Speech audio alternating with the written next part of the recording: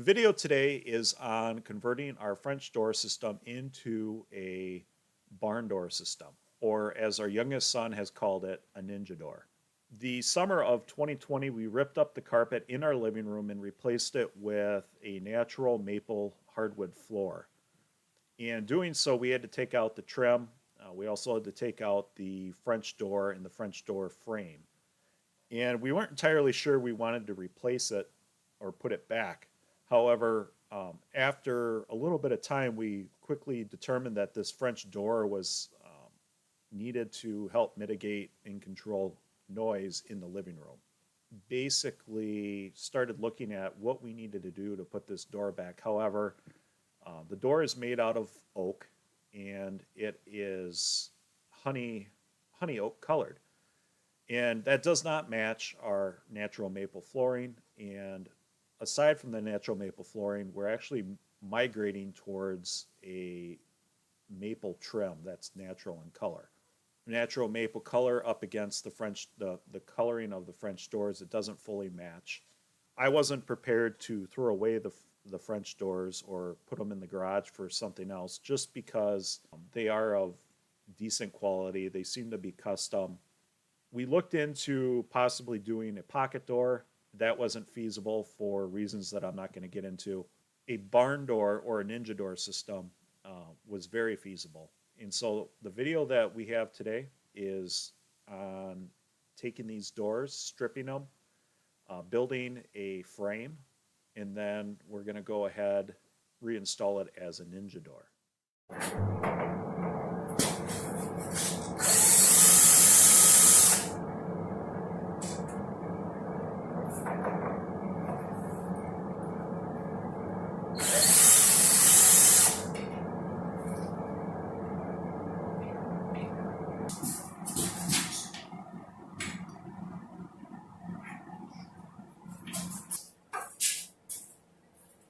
Oh, these are actually tight. These are tight. Yeah, they probably are.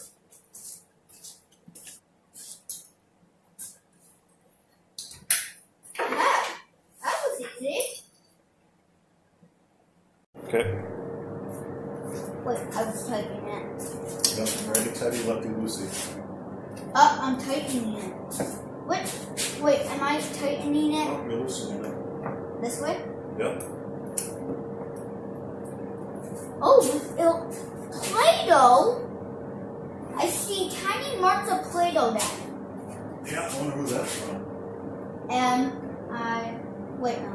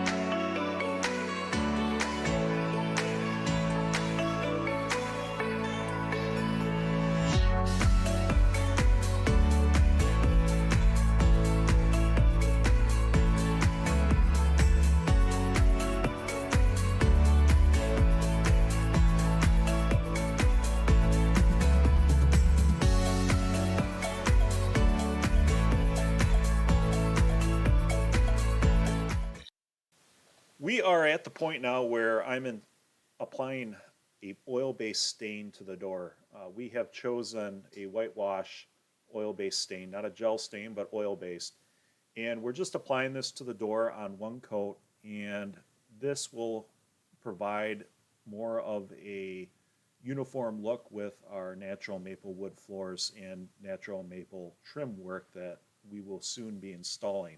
After the oil-based stain has dried, then we will apply 4 coats of water-based polyurethane. I don't have any problem, I've never had any problem applying a water-based stain on top of an oil-based stain. You just have to make sure that the oil-based stain is fully dry. So that's what we're doing. We're applying the stain, and little spoiler alert, I personally was happy with the way this turned out. With the door installed, your eye doesn't really catch it and go, oh, look, there's a honey oak, sliding door. It more closely resembles the maple floors. So it's a good in-between, rather than having to tear the door out and replace it with a maple door or not having any door. We were able to kind of reuse what we had.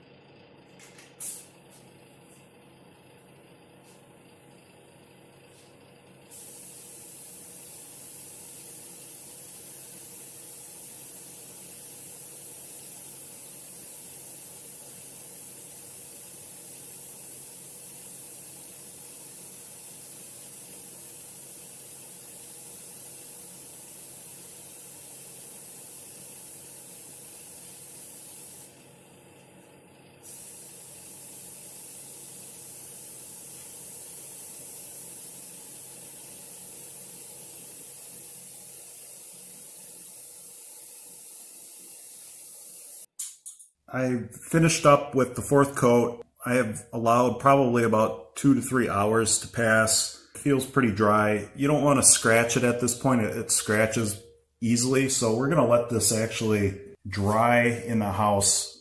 When my wife gets home, we'll carry it inside and put it off to the side and let it sit for a few days to cure. When this weekend comes around, we will start working on hanging up our hardware.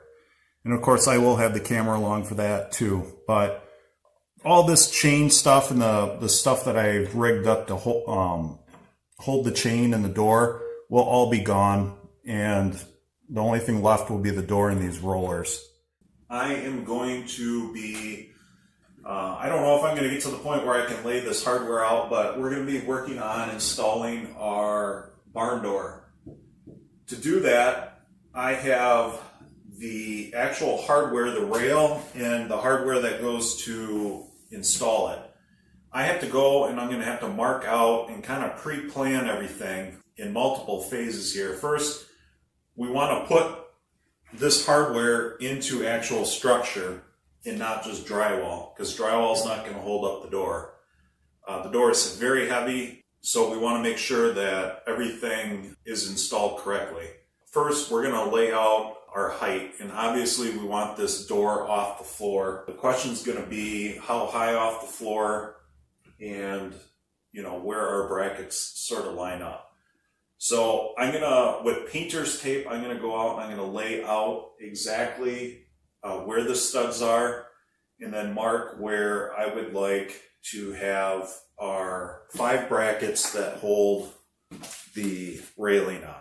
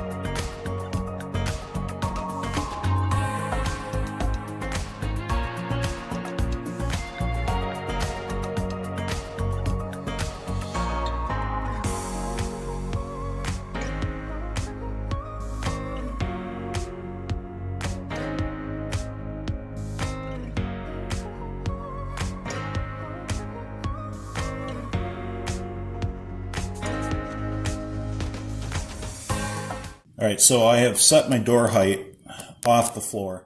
Overall, we're pretty happy with this. We had whitewashed this and did 4 coats of polyurethane to more closely match our natural maple floor. I think we achieved what we were trying to do with that. The only issue that I have with the construction of this, and looking back, I would have done it a little differently, is we did a 3/4 inch oak frame all around the door with a 1/8 inch reveal on either side of the door. So door is nice and smooth, you come up, here's the 1/8 inch reveal. I should have created a second or third channel that went right down the middle here. And that would have benefited us by, we would have countersunk these doors so that, one, this crack wouldn't be visible. I am planning on creating a veneer that will be the width of this box. We're going to go right down the middle. I will stain it and poly it to match, and we're going to glue it or tack it, and we'll just kind of cover up this piece. So I have to go through the effort of doing that when I should have done it right from the get-go. The second benefit with doing a channel right down the middle is it would have made the door just a hair bit longer. And I don't think there's anything wrong with having the door a hair bit longer.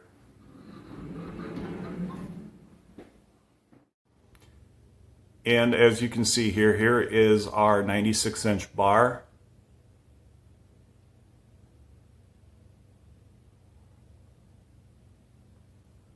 It goes back and it has a cap on either end of it. The mounting brackets.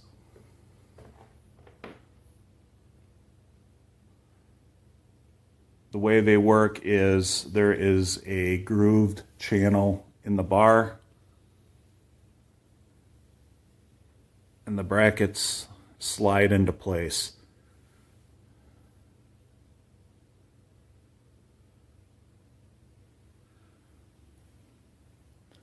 Then at the bottom, we have some hardware on the floor that keeps the door from moving in and out. And we have a stopper.